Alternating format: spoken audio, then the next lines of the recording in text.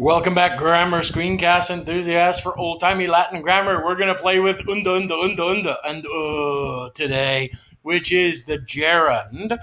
Gerund of obligation, gerundive, gerundive of purpose, and supine. So, let's get into the Wolverine. First off, what the heck to call this? You know, old grammars have called it the future participle passive. Some have called it the debitive, some have called it the gerund, but it's really a tough one. Basically, the best way to call it is the unda, a participle, the unda participle. See, unda. And then, of course, it's like any other participle. It falls in the first, second, and second neuter endings, verb describing a noun. So, but as a result, being a participle, it has no tense, and it has certain fun play time. Let's begin with the first certain fun play time of the gerund. The gerund is a noun with the force of an active verb. So in other words, it's like a participle, serves as an adjective. A gerund is a verb serving as a noun. It does not modify a noun and has no plural. It's a simple noun. Like any other case, because it has case, it has phrase, and because it has phrase, it has meaning. So in other words, legendo, ablative, means we learn by reading, or by obeying takes the dative, the king willingly. So therefore, it can be any case, nominative, accusative, ablative, dative, or genitive, and any usage. But the key for the gerund is it's by itself. It's alone. It has nothing that it modifies within the sentence. And it can also be used with causa or gratia, the postpositions in Latin, to express purpose. So, for example, he came for the cause of reading, for the cause of wintering, desiring of war. So kind of an objective genitive there. In ordering and in forbidding. So in other words, it's a place phrase. And even X, out of learning, they gain pleasure. So gerund is the unda by itself. But what if it comes with somebody else? Well, then it's not a gerund, it's a gerundive. A gerundive is a verb acting as a noun, but acting as an adjective. So like it's got gender reassignment surgery and now it's dressed back in the original gender clothing. Fun. So when a gerund acts as an adjective, modifying a noun, the entire string is called the gerundive. So he orders bridge to be made. And you can think of it as bridge making. Think of it as a hyphenated concept. So he gave over city plundering.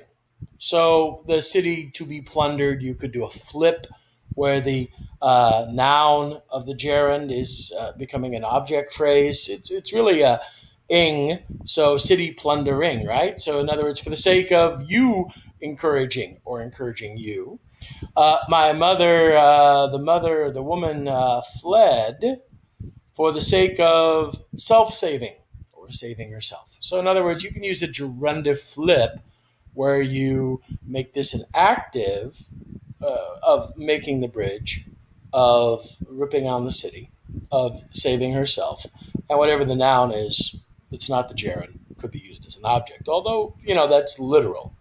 Literal, I like the old hyphenated concept.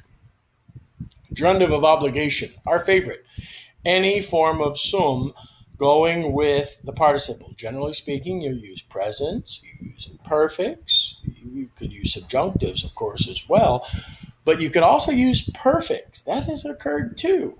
So therefore, we'll find that. So man is to be brave and worthy and praiseworthy, to be praised. Facta est ferenda non. The injury not to be borne, a not bearing injury, that's more of a gerundive, isn't it, was done. So therefore, let's try this one. The sailors must needs be seen. All things must needs be done by Caesar. Notice you've got that dative as the agent phrase. must be done, right? And notice, because it's from the utor verb, it takes the ablative as an object phrase, right?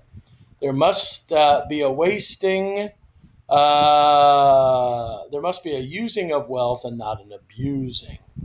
So, therefore, the case is usually, generally speaking, nominative, or since it's the subject phrase, since it's category of the subject phrase, an accusative and indirect speech.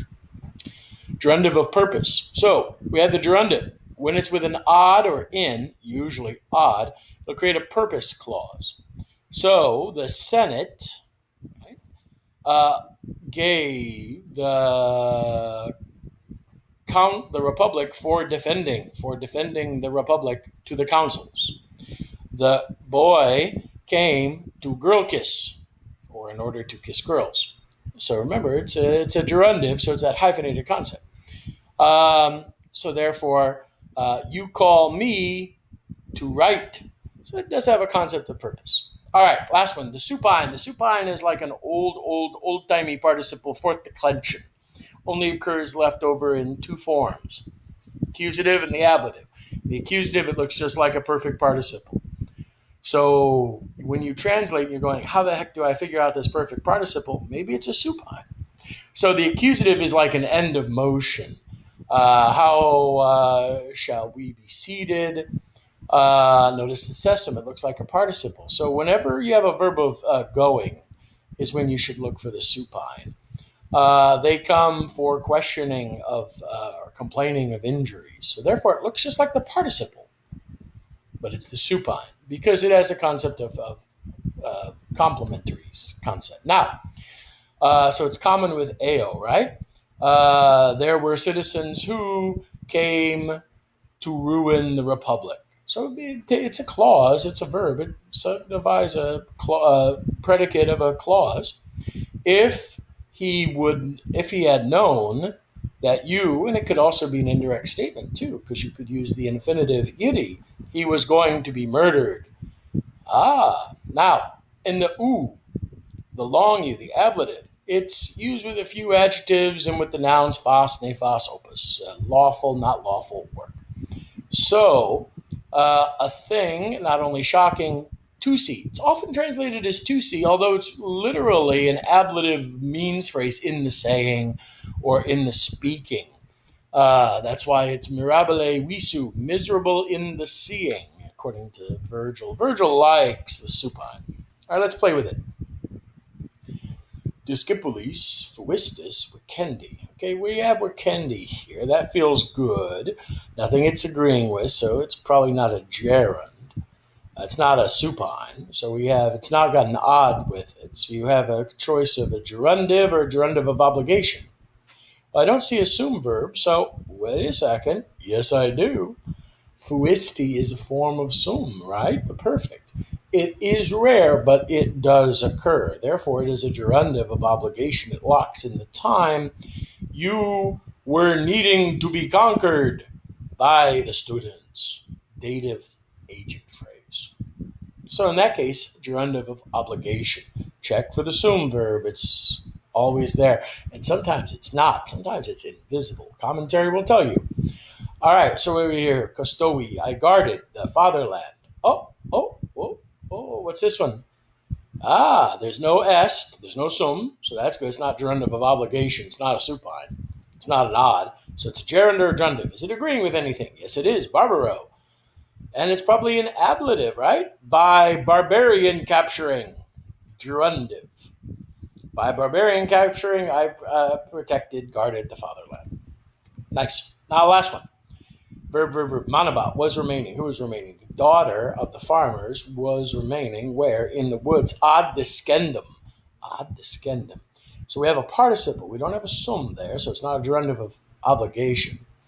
And it's not a supine, so we have a gerundive. No, it's not modifying anything. So it's either gerund, it could be a gerund, but wait a second, it's an odd. Odd beforehand, it's a gerundive of purpose for learning. The daughter of the farmers was remaining in the, how can you have daughter of farmers? Was remaining in the woods for learning. Well, that takes care of Wolverine. So a lot of experience, a lot of practice, and you should be all ready